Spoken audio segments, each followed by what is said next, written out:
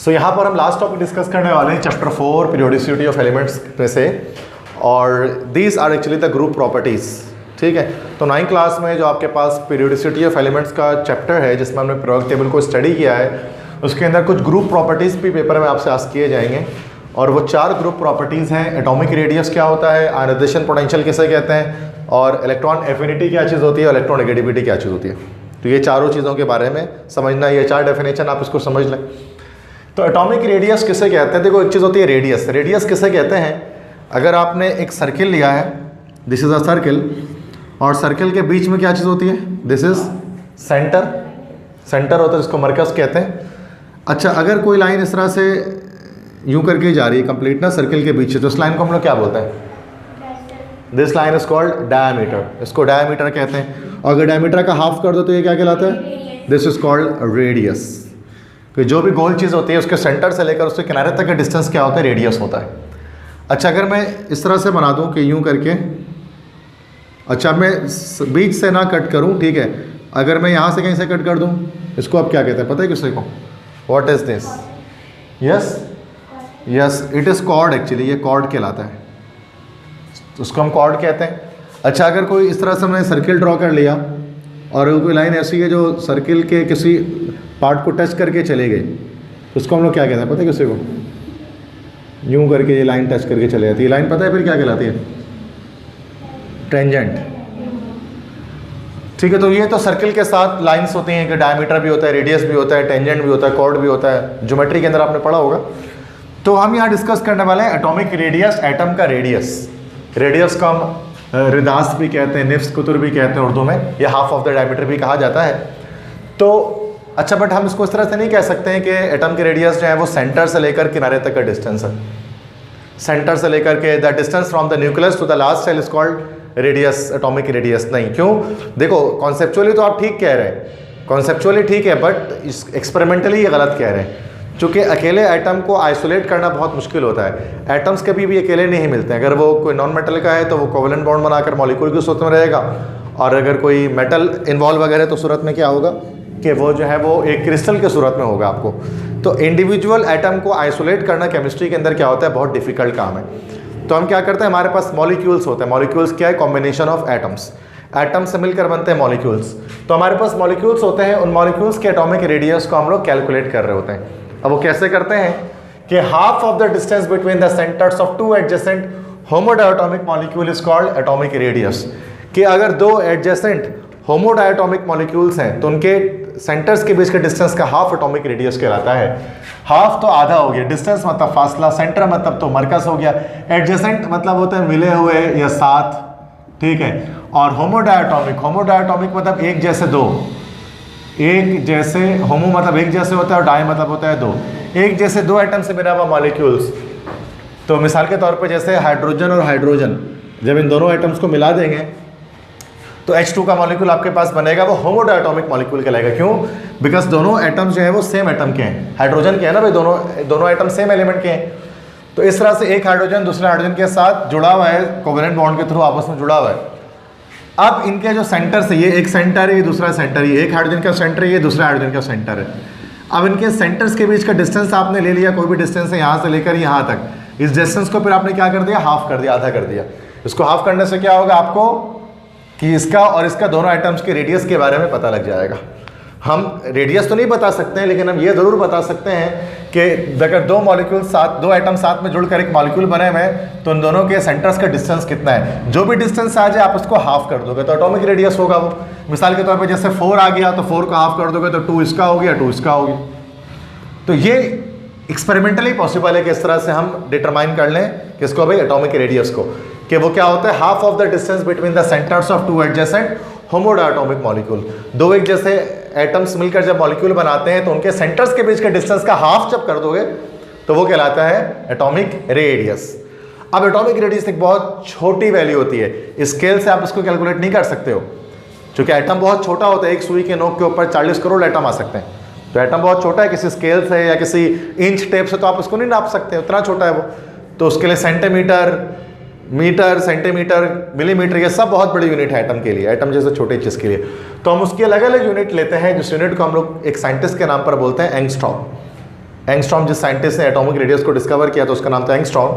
तो एंगस्ट्रॉम को लिखते हैं किस तरह से, ए बनाते हैं, ए के ऊपर जो है छोटा सा सर्किल बना देते हैं, इसको हम लोग कहते हैं एंगस्ट्रॉम।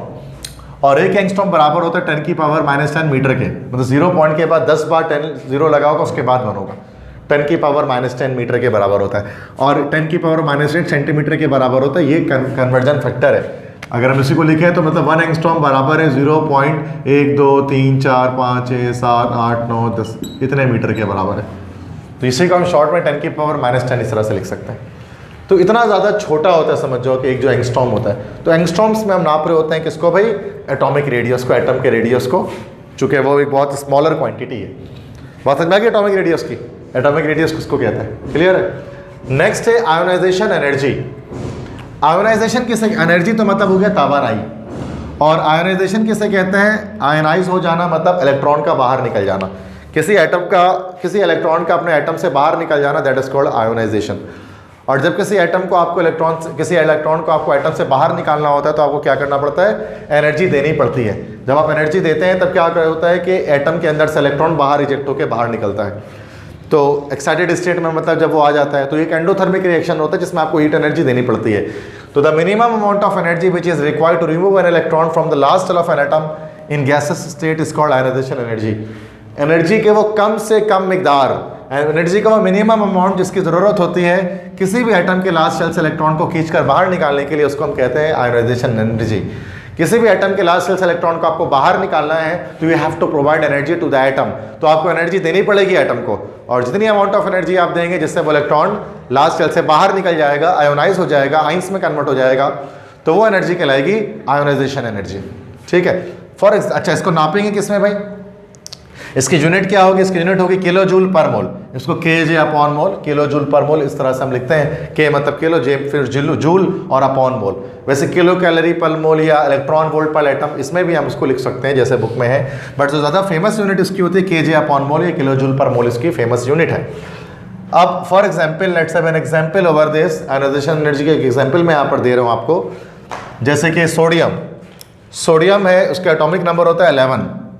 ठीक है, सोडियम जो है वो एक, उसका एटॉमिक नंबर 11 होता है, तो फर्स्ट सेल में उसके 2 इलेक्ट्रॉन्स हो गए, सेकंड सेल में उसके 8 इलेक्ट्रॉन्स हो गए, और थर्ड सेल में क्या इलेक्ट्रॉन होता है 2, मैं इलेक्ट्रॉनिक कन्फिग्रेशन कर रहा हूँ उसकी, तो 2,8,1 हमने बनाया भी है सोडियम का एटम।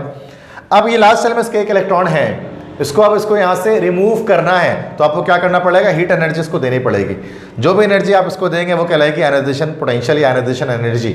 उससे क्या होगा, ये एक इलेक्ट्रॉन बाहर निकल जाएगा एटम से, ये बाहर निकल गया एक इलेक्ट्रॉन बाहर आ गया, और सोडियम 2,8 हो गया और सोडियम पे +1 चार्ज हो गया, Na+ साइन बन गया। तो ये जो अब एनर्जी थी ना, जो हीट एनर्जी जिसने इलेक्ट्रॉन को बाहर कर दिया उसके लास्ट सेल के, उस एनर्जी को हम कहते हैं आयोनाइजेशन एनर्जी। ठीक है, जो एनर्जी किसी एटम को आयोनाइज करने के लिए या उसके लास्ट शेल से, उसके वैलेंस शेल से, उसके आउटरमोस्ट शेल से इलेक्ट्रॉन को बाहर निकालने के लिए चाहिए होती है, उसको हम लोग कहते हैं आयोनाइजेशन एनर्जी। सिंपल डेफिनेशन है, बड़ी सिंपल सी बात है। थर्ड, उसके बाद इसका रेसिप्रोकल, इसका अपोजिट एक है टर्मिनोलॉजी जिसको हम लोग कहते हैं इलेक्ट्रॉन एफिनिटी। इलेक्ट्रॉन एफिनिटी इसका उलट है। आयोनाइजेशन एनर्जी क्या था, किसी एटम के लास्ट शेल से इलेक्ट्रॉन को निकालना है तो आपको एनर्जी देनी पड़ेगी, और ये उसका रिवर्स है। अगर किसी एटम के लास्ट शेल में इलेक्ट्रॉन एंटर हो जाए, मतलब ये उलट हो रहा है, अगर एंटर हो जाएगा तो बजाय एनर्जी देने के एनर्जी आपको मिलेगी, एक्सोथर्मिक रिएक्शन होगा, और जितनी अमाउंट ऑफ एनर्जी निकलेगी एटम के अंदर से उसको हम लोग कहेंगे इलेक्ट्रॉन एफिनिटी। ठीक है, क्या है कि the maximum amount of energy which is released when an electron enters in the last shell of gaseous atom is called electron affinity. मतलब वो अमाउंट ऑफ एनर्जी जो आपको मिलती है, कब मिलती है, जब एक इलेक्ट्रॉन एटम में दाखिल होता है, तो उसको हम लोग कहते हैं इलेक्ट्रॉन एफिनिटी। तो इसमें क्या होता है, अगर इलेक्ट्रॉन को बाहर निकालना है तो एनर्जी देनी पड़ेगी, और इलेक्ट्रॉन खुद ही जब किसी एटम में घुस रहा है तो एनर्जी निकलेगी एटम के अंदर से, और जितनी भी एनर्जी निकलेगी वो कहलाएगी इलेक्ट्रॉन एफिनिटी। तो बिल्कुल रिवर्स है ना, दोनों एक दूसरे के अपोजिट है बिल्कुल।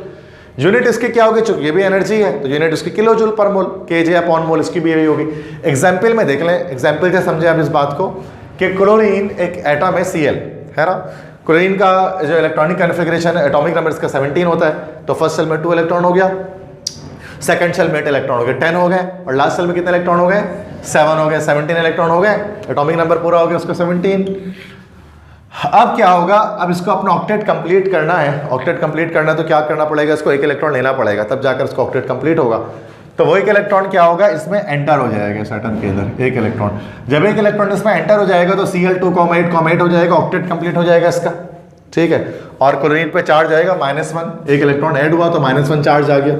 और -1 चार्ज आने के बाद होगा क्या कि यहाँ से इस क्लोरीन के अंदर से हीट एनर्जी निकलेगी, हीट एनर्जी लिबरेट होगी, और जो हीट एनर्जी लिबरेट होगी इसी एनर्जी को हम लोग कहेंगे इलेक्ट्रॉन एफिनिटी। तो यहाँ पर क्या था, इलेक्ट्रॉन को बाहर निकालना था तो हीट एनर्जी देनी पड़ रही है, जो हीट एनर्जी दे रही है वो आयनाइजेशन एनर्जी है। और यहाँ पर क्या है कि जब इलेक्ट्रॉन एंटर हुआ है तो हीट एनर्जी मिल रही है हमें प्रोडक्ट में, तो जो इतनी एनर्जी मिल रही है वो इलेक्ट्रॉन एफिनिटी है। फिर मतलब उल्टा है, मतलब ना देखा जाए तो रिवर्स है, इसमें इलेक्ट्रॉन निकालने की एनर्जी देनी पड़ रही है और इसमें इलेक्ट्रॉन दाखिल हो रहा है तो एनर्जी मिल रही है। इसमें रिलीज हो रहा है एनर्जी और इसमें एनर्जी एब्जॉर्ब हो रहा है, एब्जॉर्ब हो रहा है ताकि इलेक्ट्रॉन बाहर निकल जाए। पसंद में आ गया इलेक्ट्रॉन एफिनिटी, बहुत सिंपल डेफिनेशन है। लास्ट डेफिनेशन है इलेक्ट्रोनेगेटिविटी। इलेक्ट्रोनेगेटिविटी किसे कहते हैं, the power of an atom to attract the shared pair of electron towards itself is called electronegativity. Atom की वो ताकत जिसके जरिए वो शेयर्ड पेयर ऑफ इलेक्ट्रॉन को अपनी तरफ खींच रहा होता है उसको हम लोग कहते हैं इलेक्ट्रोनेगेटिविटी। अच्छा देखो, हर एटम के पास एक सलाहियत होती है इलेक्ट्रॉन को खींचने की, एक सलाहियत होती है। तो इलेक्ट्रॉन को खींचने की जो सलाहियत है ना वो कहलाएगी इलेक्ट्रोनेगेटिविटी, ठीक है। इलेक्ट्रॉन को खींचने की सलाहियत, ये अब इसकी वैल्यूज़ होती हैं कुछ ना कुछ, तमाम ही एलिमेंट्स की कोई ना कोई जो है वो एक वैल्यू है, यूनिट कोई नहीं होती उसकी, जैसे एक रिलेटिव नंबर है। ये लिनस पॉलिंग एक साइंटिस्ट था जिसने उसके पॉलिंग स्केल के तहत इलेक्ट्रोनेगेटिविटी वैल्यूज़ को बताया था सबको। तो अब उसमें इसने सबके अलग अलग वैल्यूज़ रख दी थे, उसकी यूनिट कोई नहीं थी। तो इसकी यूनिट नहीं, जैसे है ना एटॉमिक रेडियस के एंगस्ट्रॉम है, आयनाइजेशन एनर्जी के इलेक्ट्रॉन एफिनिटी की किलो जूल पर मोल है, बट इसकी जो यूनिट है there is no unit of electronegativity, it has no unit, सिर्फ वैल्यू होती है उसकी, मैग्नीट्यूड होता है इसकी, यूनिट नहीं होती है उसकी कोई भी।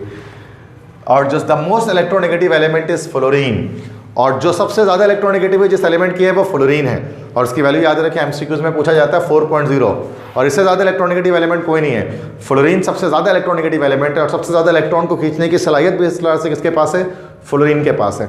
और सबसे लीस्ट इलेक्ट्रोनेगेटिव एलिमेंट जिसकी इलेक्ट्रोनेगेटिविटी सबसे कम है वो कौन सा एलिमेंट है भाई, CS। CS लिख दिया मैंने यहाँ पर। अब CS से मुराद यहाँ पर है सीजियम। सीजियम हमारे ग्रुप का एक एलिमेंट है, CS उसका सिंबल होता है, और वैल्यू कितनी होती है उसकी 0.7। तो 0.7 से ज़्यादा ही होगी बाकी तमाम एलिमेंट्स की, और 4 से कम ही होगी। इन बिटवीन मतलब फ्लोरीन की वैल्यू और सीजियम की वैल्यू के बीच में बाकी तमाम एलिमेंट्स की इलेक्ट्रोनेगेटिविटी वैल्यूज़ होंगी। ये पॉलिंग एक साइंटिस्ट उन्होंने कैलकुलेट किया था। और ये क्या बताते हैं इलेक्ट्रोनेगेटिविटी, जिसकी इलेक्ट्रोनेगेटिविटी ज़्यादा है उसका क्या मतलब है कि उसके अंदर इलेक्ट्रॉन को खींचने की सलाहियत ज़्यादा है, वो ज़्यादा पावर के साथ शेयर्ड पेयर को अपनी तरफ खींच सकता है। और जिसकी इलेक्ट्रोनेगेटिविटी वैल्यू कम है उसका मतलब ये होता है कि उसके पास इलेक्ट्रॉन को खींचने की सलाहियत कम है, वो नहीं इलेक्ट्रॉन को खींच सकता तेज़ी के साथ, वो इलेक्ट्रॉन लेने से बजाय इलेक्ट्रॉन देने की सलाहियत ज़्यादा रखता है। इसलिए मेटल्स जो होते हैं वो ज़्यादातर लेस इलेक्ट्रोनेगेटिव होते हैं, चूँकि मेटल्स इलेक्ट्रॉन को दे देते हैं, और नॉन मेटल्स ज़्यादातर मोर इलेक्ट्रोनेगेटिव होते हैं। क्यों? चूँकि इलेक्ट्रॉन ले लेते हैं नॉन मेटल ज़्यादातर। ये नेक्स्ट क्लास में जब हम चैप्टर 5 स्टार्ट करें केमिकल बॉन्डिंग, तो वहाँ पर मैं आपको बताऊँगा किस तरह से इलेक्ट्रॉन का लॉस या गेन ये सब चीज़ें हो रही होती हैं। पसंद में आ गई सारी चीज़ें। So this is the last topic of chapter 5, that are the group properties. So today we have discussed about atomic radius, ionization potential, and electron affinity and electronegativity. ठीक है।